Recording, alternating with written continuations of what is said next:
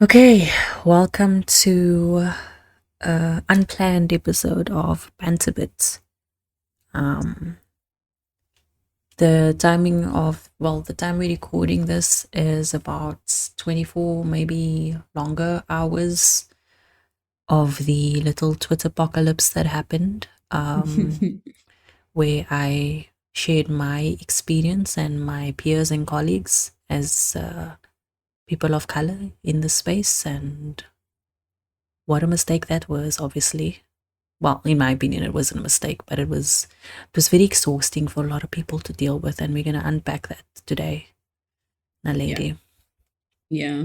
I mean, I'd say it's been about like 30 hours now, almost 48 hours of this nonsense, where we got a lot of feedback in our previous episode about racial microaggressions in gaming. And like good feedback. Actually, For the people that people want, actually listened to the podcast, it was good feedback yeah, because they, yeah. and I emphasize this, they actually listened to the podcast, so they Mm-hmm, had mm-hmm, context. mm. And a lot of people approached us and said, "Oh my gosh, like, how do we know if a brand is discriminatory? How do we approach that?" So in a lot of cases, it was non-POCs that had these questions and this feedback, um, and essentially just asking like, how can we ensure that we're not on the wrong side of the fence Mhm. when stuff like this goes down? Obviously, Rishka tweeted a response to this and said, like it's not a public calling out we're trying to do here. We're just trying to raise awareness to this issue. And I suppose, as with every time we try to take up this matter on social media, the real meaning or the real like point that we're trying to get across gets lost under a whole slew of, but this seems like a racist take. Why are you trying to exclude white people? How can you make this a race issue? Don't you know that the reason you're not getting work is because you're not working hard enough? Because numbers matter at the end of the day, and you're just not meeting you're not meeting like brand expectancies, and they're all waiting on ROI, and you simply can't do that with how few viewers, etc., etc. you have. So much words, so many words before All of the actually. words. Okay, so two groups came from this, from my observation. It's people who Mm, had no idea and wanted to know more about it, mm, and were willing to listen. yeah, Um, and then there were the people who have no idea but form their own opinions on the matter, which yeah. happens. It shouldn't happen with friends, but okay. Mm-hmm. Um, Yeah, Obviously, the and latter that's group is very problematic because they've already started this narrative in their own head and had these conversations mhm, without consulting the people that made the statements, and then a storm happens because of it, and then people start talking over each other. I've been yeah, fairly like calm and neutral through most of it. I think I can't even recall because my brain is so fried right now. yeah, But it doesn't matter. No matter how calm I handled this, I still had people throwing the, and cue the previous podcast where we spoke about microaggressions. I still had people throwing the "you're sarky, you're sassy, you were angry," or this and that. mhm, It doesn't matter how Naledi and I would have handled the situation. We wouldn't have won either way. And I can promise yeah. you that because I was very calm in this whole situation. Yet I still got labeled so many things. To be Um, fair, as well, this is like the way the argument blew up is something we've desperately been trying to avoid because it's excessively taxing for us to deal with. Um, and a lot of people say, "Oh, it's so tiring when this happens again," and like we'll get into that later. But people don't think about how tiring it is for us having to every few weeks, few months, have to come out, mention it again, mention the fact that nothing's changed and nothing has changed. I don't care what minuscule example anybody wants to come up with. Nothing has changed since the last time this was publicly spoken about. Um, and it's just frustrating from our side trying to open a constructive dialogue and having it like broken down into this archaic spat about, oh, but you know, this is you're inducing race wars. You're not realizing that there's bigger problems. Like it's not because you're brown, it's because you're not working hard enough, you're not putting in effort that other people are. You're trying to say that black people don't get work like white people because etc etc etc. And it's just like, if you listen carefully, if you come without a preconceived idea of what we're going to say, and you just listen to what we have to say, you'll understand a lot more where we're coming from and realize that we're not bitching and moaning without reason, that we're speaking from real life experiences, and that all we want to do is open the avenues to correcting this at the end of the day. The most disappointing thing from yesterday was having a very influential figure not fully understand the situation and then speak over us. Never reached out to me for clarification, just started on an assumption and went crazy with it. Obviously, the result of that is this person created a space for a particular crowd to have us criticized. And boy, were we very much criticized. We were on the arse end of everything after that. We never once said that brands shouldn't be working with white creators. Never. In fact, we stressed in our previous episode that white creators should be getting their bag by all means. This should not affect them, just that there should be more space at the table for other people. We never once said that brands should be working with us because, you know, we're black and that's what we owed. You know, these things are not mutually exclusive. Like us saying we want equality doesn't mean that, you know, white people should step down from, you know, the success that they're having. They're not mutually exclusive. Like please be for real. So it was just very disappointing to see that point of view come from someone who definitely could have reached out to us. I don't even have to explain just how damaging the aftermath of that was for someone in that position to do something like that. Yeah. What was more alarming for me around that specific scenario and that specific interaction online was the fact that we came forward, we'd spoken about things that we've physically, like not every day maybe, but in our real life experienced, and people were still coming along and saying, okay, but where's the proof? And then we gave, like, we can give specific examples for We've sure. We've given examples though as well. Like, but again, we have. No, we have. They just don't want to hear it. But when a larger creator of color, quite large, internationally large, came about and said, I experienced this at the beginning of my career and I was denied work as a result, then all of a sudden the narrative changed and it was like, okay, cool, we should investigate this to see what's happening so that we can avoid this happening in the future. And then as soon as other white creators as well express the fact that this is problematic and they might have heard or known that it happens, then all of a sudden we jump to action.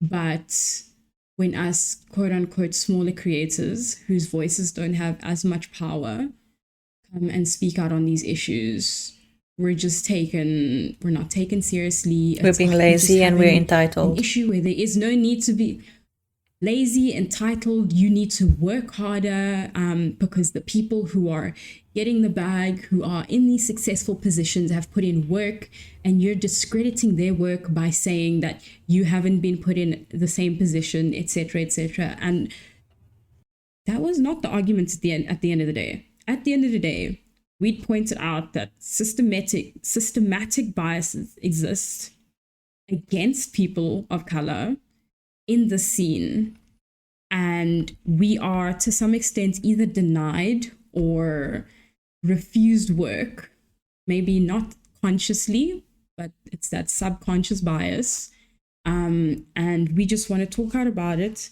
so that people firstly know it exists, and secondly can maybe then take steps towards helping us better the situation and ensuring it doesn't continue happening. I don't even want to re-explain everything that we've explained over and over again, because if people truly just actually wanted to listen in the first place, they would have. Because we've been saying this so many times. So I don't even feel we need to elaborate on it anymore. Like, we've been saying this for such a long time. Yeah. We've been singing the same song, doing the same dance for years. We're just doing it in larger numbers now, which is making a couple of people uncomfortable. And that is, I think that's the crux of the problem here, is that pointing this out is making those in privileged positions, those who have been put in advantageous positions as a result of this privilege, are now not enjoying the fact that, gosh, we're recognizing that there's a certain group of people that don't have to work as hard as we do to attain success. And yeah, I mean, I think I did mention it before, but it's something my mom said to me when I started working. My mom said, as a Black person, and more specifically as a Black woman, you're going to have to work twice as hard for half the recognition. And I think that's like the perfect analogy, or the perfect like term to describe what's been happening here. And because there's people who are unaffected by it, they're in denial about it actually existing. I think Sam Plays put it perfectly. Can't remember his exact words now, but in the tweet he said something along the lines of, you'll only understand, the healthy will only understand once they are also sick. Something along those lines. Tweet. Yeah. Also, those listening, if we sound fried, it's because, like we mentioned, it's been 30 hours only, so we've it's fresh. Yeah. I'm exhausted. It's fresh. And yeah. I mean, that's also something we don't necessarily like to show or speak about when this kind of stuff happens, is how much of a toll it does take on us. Obviously we always want to show our best sides and all of that, but when you've spent an entire day going in circles with people who are making the same irrelevant argument against a discussion that wasn't around that argument anyway, like it gets tiring, it gets exhausting, and you feel pretty hopeless by the end of it all as well. Shout out to Donovan, what's his name, JD Donovan, because if he didn't make that ignorant, wild comments, I don't think half the people would have been notified or made aware of just how many POC gamers there are, honestly. It created actually so much awareness. So thanks, Donovan. Yeah. Thank you. We appreciate it. There's a silver lining to this all. What's the opposite of a silver lining? Because I want to talk about that. Yeah. The shithole of the situation is the reality of like realizing that people only really listened and were respectful about the conversation when our white peers stepped in. They were not hearing us out. They were speaking over us. They were dismissing us. The moment one of our friends or acquaintances stepped in who were white, then suddenly the conversation could become respectful. Suddenly people could hear things out from a different perspective and that was just not eye-opening for me. Like, it's one of those things where you're disappointed but not surprised, and continues to prove our point about the types of microaggressions that we experience. Yeah. And also alongside that, the fact that there were white creators echoing our sentiment and being heard and understood. But anytime we had responses, which were not as aggressive as maybe some of the stuff we've been saying today, but people were very quick to say, oh, I'll listen to you when you feel like calming down, or I'll listen to you when you're in a less aggravated state, or whatever it is. And that's not cute, guys. I don't know. Just because it's coming out of the mouth of a brown person, I don't know. Apparently there's this perception that every time we have something to protest against, it's violent, or it's going to turn violent, and it's aggressive, and we can't go about it the right way. We can't speak calmly. We can't speak like adults. Yeah, not cute. Don't get me started on the light skin brown people who are drowning in their privilege so much that this conversation is obviously too exhausting for them to deal with. The good old black on black violence. Stevens from Django. Fam, if ever there was a time for me to use this analogy, it's like you're the housemaid. You're the one that lives in the house. You're cleaning the shoes. Or better yet, let's say you're the cook, right? You make nice food for your master. Delicious breakfast, and every now and then you get to have of the soup, you know? You have it good there in your warm home. Yeah. Or in their warm home. So now the people in the field speaking cotton who never get to step foot in the house, they start, complaining, and they have a few grievances, and you're like, I don't understand, what are y'all complaining about? I don't see the issue. I've never experienced this. I've never experienced this, so I don't know why you're always complaining. It's giving Steven from Django vibes, actually. I'm actually embarrassed for you all, the ones that say, on both sides, racism on both sides. Just be lacquer. We all need to unify. Why are you causing this, this breakage, or not breakage, what's the word I'm looking for?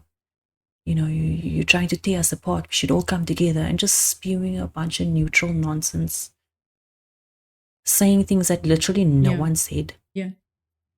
I don't know who's worse, the ones that stay quiet. So me, I'm a light skin. I have light skin privilege. I should be sitting at that table, right? And I am at that table because, again, I've got a brand deal. So I could have gone several ways here. And I'm not trying to toot my own horn and make myself sound like a angel, because I'm not. I could have gone silent, because silent, equals more brand deals. It's the safe bet. You get more work, blah, blah, blah. Staying neutral means you don't lose followers, blah, blah, blah. And there are some light skin privileged brown individuals who have stayed silent through this whole thing because, they might lose job security if they speak. Okay, fine. Then there are the ones that just spew neutral nonsense to keep everyone happy. Won't name names, but we've seen them. Both sides. And then there are the ones that talk about how exhausting this is. So exhausting to have to deal with this over and over. What are you trying to achieve? What are you actually trying to achieve? Because at the end of the day, you're diminishing the impact that we're trying to have around this constructive discussion. And you're diminishing it to nothing more than, oh my gosh, they're starting drama again. That's it. And like, it's exhausting trying to have a constructive conversation and dealing with those who are unaffected by it, or dealing, specifically speaking around this topic, having non-POC disregard it, kind of expect it to some extent. You haven't lived our struggle. We wouldn't expect you to understand it. But having your own turn on you and say, it's about time you just give up now, because you're just irritating everybody. You're just making it exhaustive for everybody. We're here to have a good time. We're not here to be involved in your drama. It's just like, are you being serious here? Because you understand the damage you're having on other POC who might share the sentiment, as in the sentiment that we have as those bringing up the said issue. Do you understand the damage you're having on POC who look upon this, experience this issue, and look towards their fellow POCs for support, and now see that there's a bunch of them who say, this is tiring, there's no worth in doing it, like, you've sung your song how many times, when are you going to stop? And it's just like, things are already discouraging as it is. To see your own turning around and saying, give it up, is just like, that's a nail in the coffin for a lot of people. And it honestly checks out when those who have when those who have, I'm so fried, y'all. It's been 30 hours of this. Those who have benefited from the system, and I don't want to sound crazy by saying the system, but for lack of a better term right now, those who have benefited from this very racist and obviously racist system Like, obviously, you're not going to see a problem. Obviously, you've been Yeah. benefiting from it. Yeah. Like, I don't even know what more to say on that. Like, No, I don't. Like, that is how it is. but There's a diminishing full other stop there. people's That's experiences it. and like what people are saying is just so utterly disgusting, bro. It's actually so cringe. Mm, Like, I've lost so much mm. respect for so much people. One of those things where it's like No, disappointed but really. I not mean, surprised. It's one of those things where it's like people yes. lack Yeah. empathy. A Yeah. lot of people lack empathy and they can't put themselves in the position of other people, right? If you grow up privileged, Yeah. the empathy you have for others is probably so little. You probably have no idea how to put yourself in other people's shoes. And it's best that you shut the up on subjects when people talk about their struggles. And people get very touched when you tell them to back out of a conversation that they have no interest being in. And we've seen a lot of that today. I'm just going to say today because saying over the last however many hours, it's getting exhausting. But today, there's any number, and this is a personal gripe that I guess maybe you don't agree with, but that other people might not agree with. But if a certain group of people, minority or otherwise, if there's a certain group of people that comes out and expresses frustration over an issue, if you cannot relate or you do not belong to that group, your opinion is not needed. I'm sorry. And that's just the way it is. You're not being attacked. You're not being blamed for the problem. There is no need for you to now try jump into the conversation and change the trajectory of it, because these people are trying to make a point. They're trying to either educate, make you aware, whatever it is. Take the back seat and listen. Just take. You don't have to be involved all the time. And there's a certain level of entitlement that a person must have to try and interject themselves into a conversation where they don't belong. And that, like, anyway, that is also a problem that we've been having, or that we've been seeing today. Yeah, just echoing your sentiment there, Rishka. Thank you to everyone that's reached out to us as well and checked up on us. I really, really appreciate it. And to have people just validate us, because after a while you do feel like you're going a little crazy. You feel like, wow, am I the problem? Yeah. Am I the drama? We're not, by the way. We know that now. So to have people like send you that affirmation and validation and that, and like we know what you're saying, we understand what the point you're trying to make, we know that this wasn't what you were implying. Yeah. Thank you to those. But also to the people that reached out eventually and said, listen, I took a second to listen. I took some time out of my day to listen. Thank you for making me aware of this issue. I'm going to be a lot more conscious of the way I do things in the future, which is that's definitely a good impact that we didn't necessarily set out to have that impact when we recorded the episode, but the fact that it has been a byproduct is very comforting. Yeah, I don't think we've both like discussed that we're tired of educating people, because listen, if you have the resources to find out that this is something that you don't agree with or you're iffy about, you have the same resources to find out why we're having an issue with it, So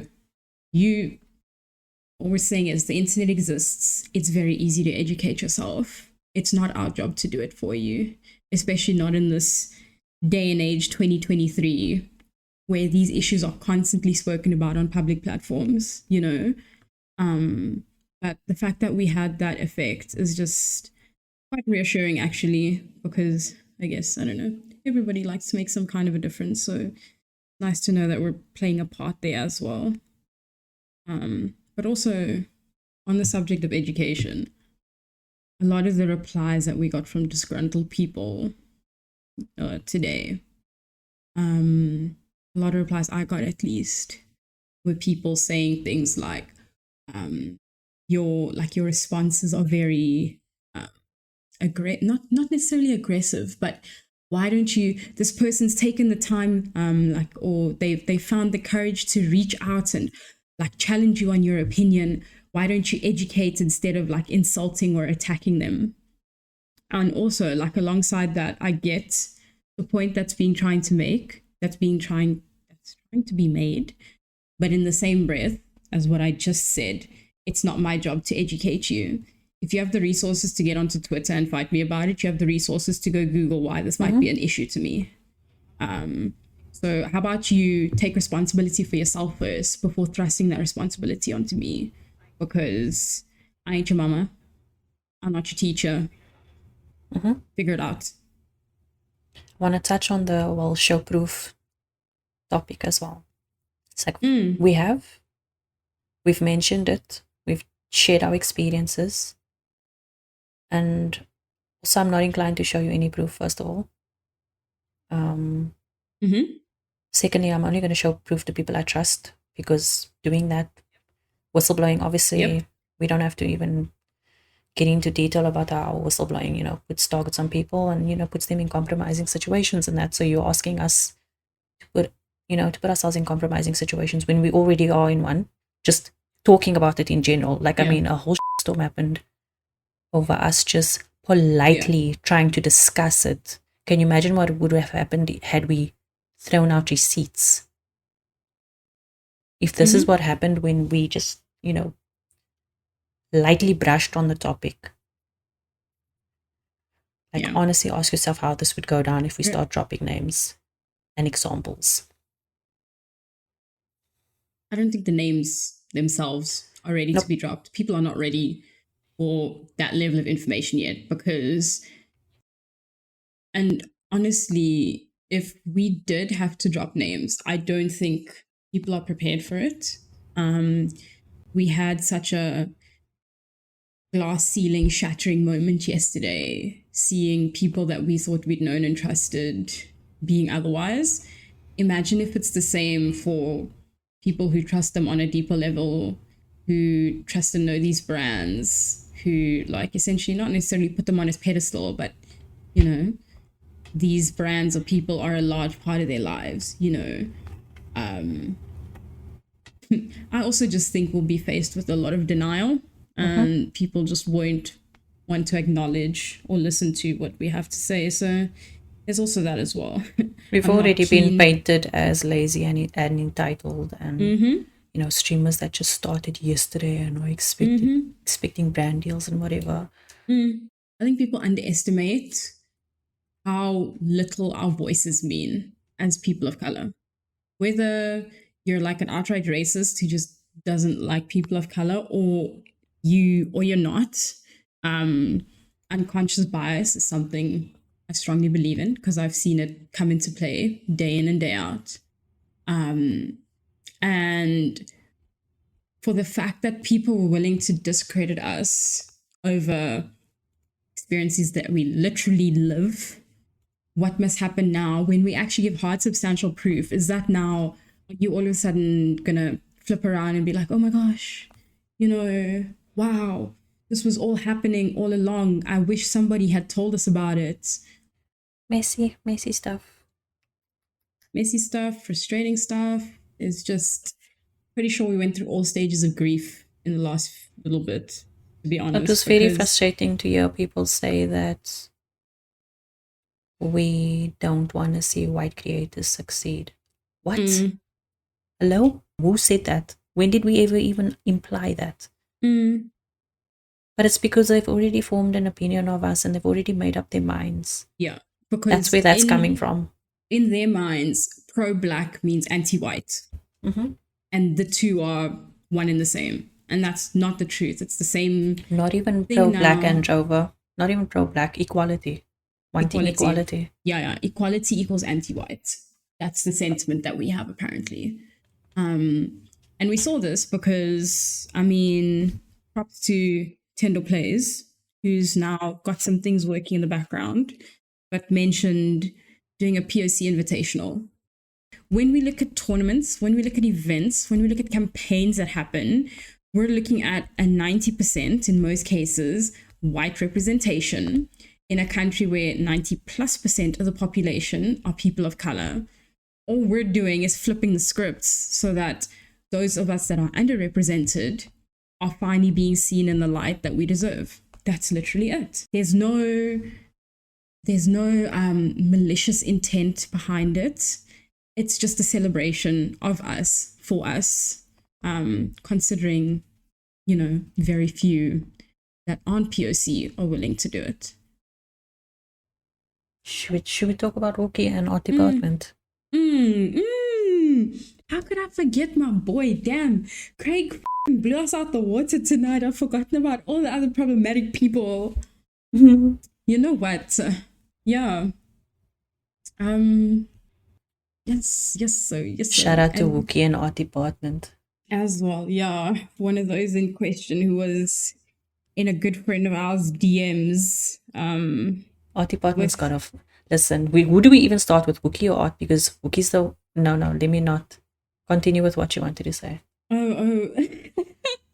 One of them was in our good friend's WhatsApp DMs being like, "Your friends are racist. When will you see this? I thought we were good friends. How dare you not defend against your racist friends? Have you seen the things they're saying online? Are you okay with that?" And our good friend, what are we saying that's so racist? Please, can someone please just tell me, what are we saying? Across the board, people have been like, this is such racist sentiment. Where? Explain. I'm not one to say that black people can't be racist. I believe there is definitely a way, okay?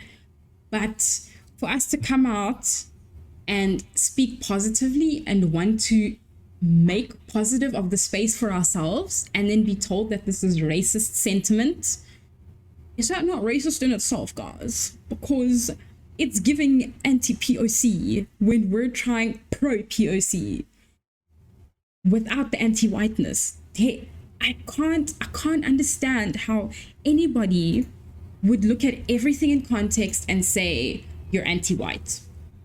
It baffles my mind. I don't know. Maybe they're born with it. Maybe it's Maybelline. But the confusion is confusing. Confusioning? Question mark? It's okay. Anyway. People must understand. If they this far into the podcast, they must know we're tired. The English data bundle's running out, guys. And it's the only language I speak. God bless. Hectic. No. Oh, shout out to Wookie. We've got some problems, my guy. For real. And then we got to mention our boy art department, whose Twitter bio, by the way, includes the phrase advocate for African gaming. Okay. But It always being such a headache for black women. And it's actually, now that you mention it, it's only the woman, I think. I stand to be corrected. No, he works on everyone's puss. In the past year, any argument that comes up, black people or people of color being misrepresented, underrepresented, discriminated against, my man is in those comments saying, okay, but have you thought about X, Y, and Z on the other side for white people? Have you thought about what it's like for this and that thing? And then the cherry on top for me was the whole, how can you say I'm not an advocate for POC when Sam Plays and Tyndall Plays are two of my favorite creators, and it's because they generate good content. It's giving, I can't be racist, my best friend is black. Am I wrong? That's the question at the end of the day, because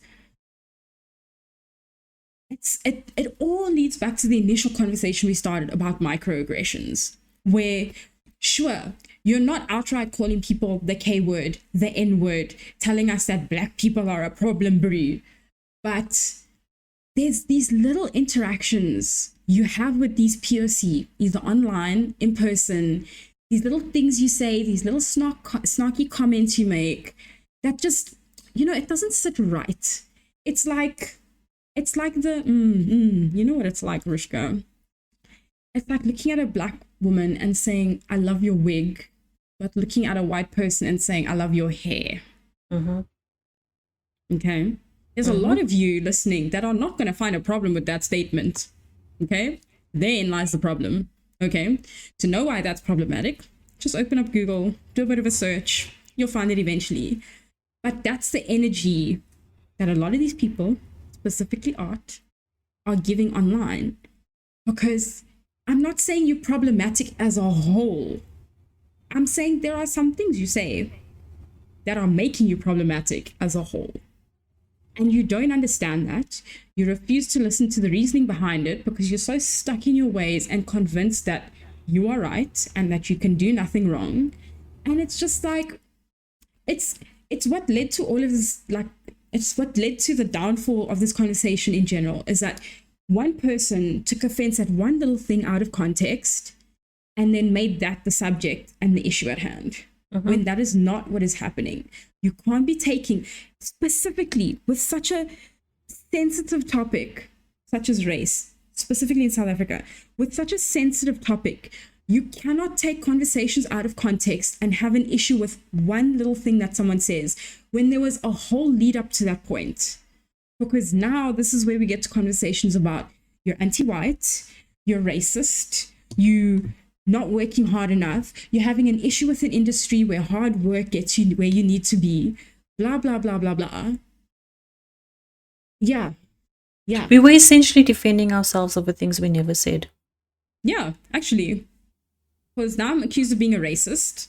I'm accused of being someone who's asking for handouts without putting work behind my name, behind my brand, etc. Like, how did we get here, guys? Okay. 48 minutes ago, Fox and Hound just made a hit tweet. Listen to this. I love him. I spent years working in media and journalism trying to bring to light some of the harshest inequalities in this country, just to watch a bunch of kids with half-baked personal opinions and Cheeto dusty fingertips rattle off about how the horrific things I have seen don't exist. Heck, tick my brew. Let me like your tweet. Give me Big a fan of retweet yours. there. Thank you, Big Fox fan. and Thank Hound. you. God bless. No, because for real. To be honest, the real heroes, okay? The real heroes at the end of today are the white people putting out hit tweets like that. Because The people actually validating us, like, y'all are giving allyship. I don't know what to tell you. Thank you. I mean, it's the bare minimum, but these It days, is. apparently, that's asking too much. Yes, you guys. No, because another problematic person online said, yeah, no, but if I see a person of color's tweets, I'm always interacting and reposting their content. Okay, thanks. But do you want an award for that? That is the bare minimum when it comes to supporting any creator. You know, we're asking you to go the extra mile and use that wonderful white privilege of yours to try get us into the room so we can speak for ourselves amongst the other people who don't understand, you know? Anyway, guys, I think we'll put a link to Rushka's original tweet out in the podcast description. Believe me, it won't be a hard look for you to find everything else that went on around it, okay? You're gonna find all sorts of tweets, some kind, some not so kind, some funny, some really hilarious. But if you have like half an hour, 45 minutes of time instead of going to TikTok, why don't you give that a read? Yeah, let this be your soapy for the day. And please, I'm open to feedback. Please show me where I was racist. Please show me where I said all brands Oh, 100%. must work with me. Please show me. We're not above. I want to see something. We're not above getting checked and being corrected. So please, if you ever feel attacked by us, offended by us, let us know. Because yeah, we're not always right, but in the same breath, I don't think we're wrong very often.